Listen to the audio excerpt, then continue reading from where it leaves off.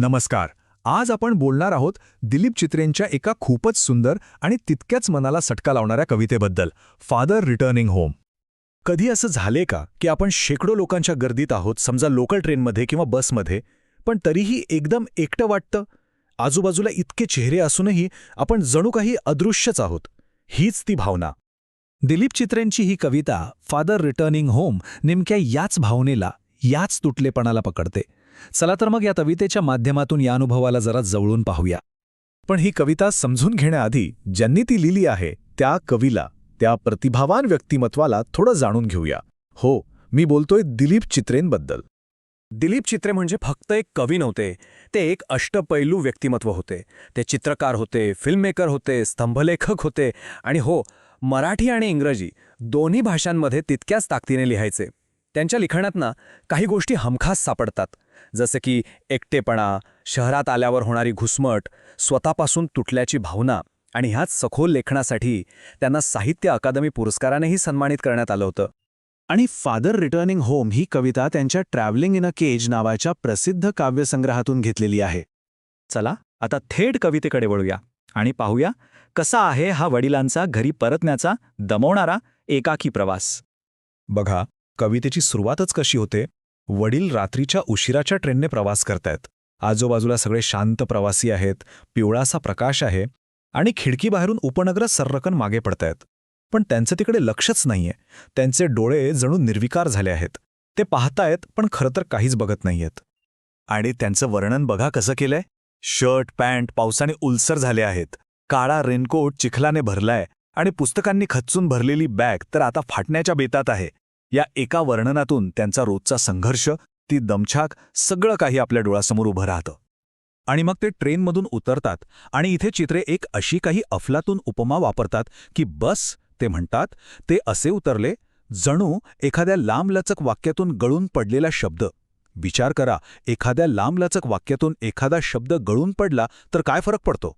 काहीच नाही. तसंच त्यांचं असणं नसणं जणू तितकंच निरर्थक, महत्त्वहीन झालं आहे. चला, घरी तर पोहोचले, पण तिथे काय आहे? तिथेही तोच थंडपणा. कोणी उत्साहाने स्वागत करत नाही आहे. त्यांना मिळतो तो बेचव चहा आणि खायला शिळी चपाती. पुस्तक वाचत ते हे सगळं गिळतात. म्हणजे घरात आल्यावरही तोच एकटेपणा, तोच कोरडेपणा. म्हणजे तुम्ही बघा, सगळंच कसं थकलेलं, निस्तेज आहे. कपडे ओलसर, चपला चिखलाने माखलेल्या, डोळ्यांची दृष्टी मंदावलेली. चहा बेचव, जेवण शिळं, हे सगळं मिळून त्यांच्या आयुष्यातली नीरसता आणि त्यांच्या वाट्याला आलेली उपेक्षाच दाखवतं. आणि सगळ्यात जास्त वेदना देणारी गोष्ट कोणती असेल तर ती आहे घरातला संवादच नसणं. त्यांची स्वतःची मुलं त्यांच्याशी साधे विनोद किंवा मनातल्या गोष्टी बोलायला तयार नाहीत. एक तुसडेपणा आहे. ही जी पिढ्यांमधली दरी आहे ना, हे जे भावनिक अंतर आहे, ते इथे अगदी स्पष्ट दिसतं. आता हे जे तुटलेपण आहे, हा जो एक एकटेपणा आहे, तो चित्रेंनी शब्दांमध्ये इतक्या प्रभावीपणे कसा काय पकडला आहे? चला, त्यांनी वापरलेल्या काही भाषिक क्लुप्त्या म्हणजे अलंकार पाहूया. यात एक खूप इंटरेस्टिंग अलंकार आहे, ज्याला इंग्रजीत ट्रान्सफर्ड एपिथेट म्हणतात. म्हणजे काय तर एखादं विशेषण, समजा दमट, हे खरं तर हवामानासाठी वापरायला हवं, पण कवी ते मुद्दाम दुसऱ्याच कुठल्या तरी गोष्टीला लावतो आणि यातून एक खूप खोल परिणाम साधला जातो. कवितेत एक ओळ आहे, फेड homeward through the humid monsoon night. इथे ह्युमिड म्हणजे दमट हे विशेषण रात्रीला लावलंय. रात्र दमट नसते, हवा दमट असते. पण दमट रात्र म्हटल्यामुळे फक्त हवामानाची दमटाच नाही, तर त्या वडिलांच्या प्रवासातला तो चिकचिकेपणा, ती घुसमट, तो त्रास, सगळंच अधिक तीव्रतेने जाणवतं. पण ह्या सगळ्या अलंकारांमध्ये जी एक गोष्ट काळजाला हात घालते, ती म्हणजे कवितेतली मुख्य उपमा. आपण आधीही तिचा उल्लेख केलाय, पण ती इतकी महत्त्वाची आहे की पुन्हा बघावीच लागेल. ती त्यांच्या असण्या नसण्याच्या प्रश्नालाच हात घालते. ती ओळ आहे, एखाद्या लांबलचक वाक्यातून गळून पडलेला शब्द. परत विचार करा यावर. किती ताकद आहे या एका ओळीत. समाजात, गर्दीत, इतकंच काय, अगदी स्वतःच्या घरातही त्यांचं स्थान इतकं नगण्य, इतकं महत्त्वहीन झालंय की जसं वाक्यातून एखादा शब्द वगळला तरीच चालतो, तसंच यांचं अस्तित्व जणू काही फरकच पडत नाही. तर ही झाली एका वडिलांची गोष्ट. पण ही कविता फक्त एका व्यक्तीपुरती मर्यादित आहे का? अजिबात नाही. चला आता या कवितेच्या मोठ्या वैश्विक अर्थाकडे वळूया. खरं तर या कवितेचा जो गाभा आहे तो म्हणजे माणसाने माणसासाठीच बनवलेल्या या जगात माणूसच कसा परका झालाय.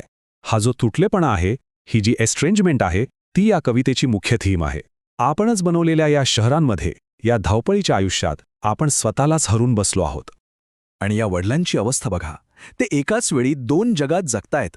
एक आहे त्यांचं वास्तव, जिथे तुसडी मुलं आहेत, बेचव चहा आहे आणि रेडिओवरची खरखर आहे. हे एकटेपणाचं जग आहे.